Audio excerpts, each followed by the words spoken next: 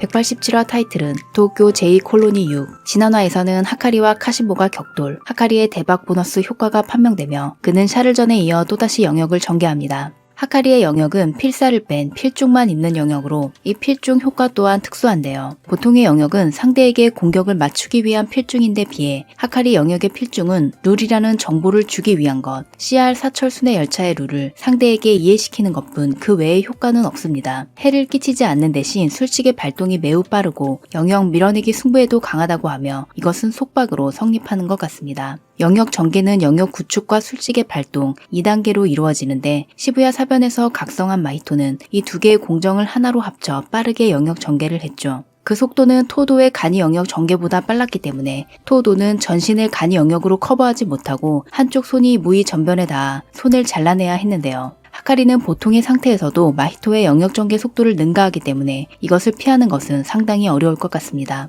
주술계 상층부가 주술답지 않다고 싫어한 하카리의 뉴 테크놀로지 술식. 현대의 기억을 가지고 있다고 해도 400년 전 사람이 처음 접한다면 놀랄만도 한데 의외로 바로 적응하고 반격하는 것을 보면서 역시 강자라는 느낌이 들었습니다. 강하면 오케이. 이런 사고방식은 고조 사토루와도 비슷하죠. 사철 순회 열차는 대박에 당첨되면 75%의 확률로 확변 모드에 들어가고 그 다음 대박이 나올 확률이 크게 상승하는 확변 루프 타입. 현재 샤를전에서부터 이어지는 확변에 돌입한 상태로 한 번의 리치로도 대박이 나오게 되므로 리치가 되기 전에 쓰러지지 않는 한 그는 또다시 무적의 보너스 타임에 들어가게 됩니다. 그러나 하카리가 불사신이 되는 건 대박 후 4분 11초 동안 지난화에서 그 시간이 끝났기 때문에 지금은 보통의 상태입니다. 필중의 기술을 가지고 있는 카시모, 반전 수식 없이 싸워야 하는 하카리. 당연히 하카리에게 힘든 싸움이 예상되지만 그는 뼛속까지 갬블러였고 이제 카시모도 완전히 그를 마음에 들어합니다. 근접전은 예상대로 카시모 우세로 하카리는 한 방도 먹이지 못하고 곧 쓰러질 것처럼 보였는데 속행이라고 외치며 갑자기 부활합니다. 파친코 플레이의 예고 연출은 리치나 대박의 전조가 되는 연출을 말하고 하카리의 영역 안에는 파친코 기계가 없기 때문에 그의 공격 자체가 예고 연출이 됩니다. 그 종류는 3가지, 보류구슬, 셔터, 유사연. 이 3개 중 하나를 사용하면 그때부터 대박 추첨이 시작되며 샤를전에서는 보류구슬과 셔터를 사용했고 이번에 나온 것이 유사연입니다.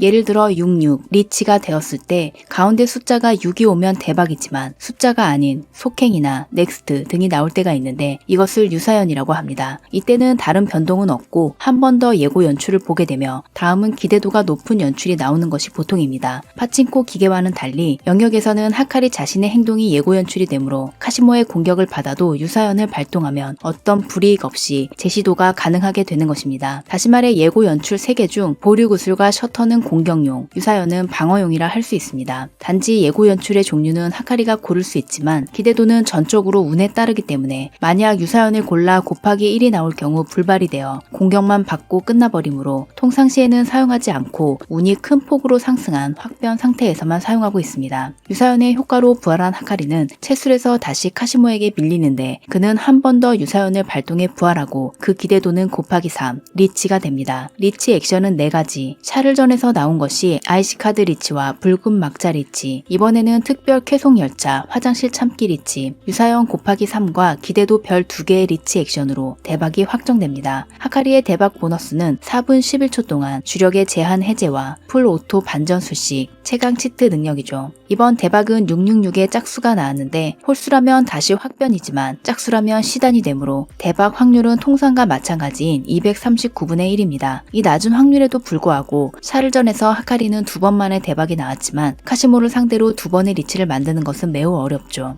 다시 말해 카시모가 4분 11초를 버텨내면 그 후는 거의 그의 승리나 마찬가지인데 그는 반대로 적이 최강 상태가 되기를 기다린 듯 이 4분 11초 동안 불사신인 하카리를 쓰러뜨리려고 합니다. 적이 강할수록 쓰러뜨리는 것에 의미가 있다. 내상에서는 스스로 허들을 높이고 그것을 뛰어넘을 자신을 의심하지 않는 모습이 너무 멋있다는 코멘트가 많이 보였습니다. 그리고 이번 화에서 카시모와 켄자크의 과거가 그려졌는데요. 때는 400년 전, 주물이 될 당시의 카시모는 이미 나이가 꽤 들었는데도 불구하고 여전히 전투광으로 강한 술사와 싸우기 위해 켄저크에게 정보를 얻고 있던 것으로 보입니다. 하지만 그는 만족할 만한 상대를 만나지 못했고 켄저크가 또 다른 술사를 소개하는데 그 사람이 무려 센다이 콜로니의 이시고울이었습니다. 사멸회유 플레이어 제1의 주력 출력을 자랑하는 그는 과거에도 대포로 불렸나 봅니다. 미치노쿠는 현재의 후쿠시마, 미야기, 이와테, 아오모리에 해당하는 지역, 다테번은 센다이번의 다른 이름이고 지금의 미야기 현입니다. 켄자크의 대사에서 다테번은 원래 레벨이 높은 술사를 많이 배출한 지역으로 보이며 현대에서는 오코츠와 이타도리가 이곳 출신입니다.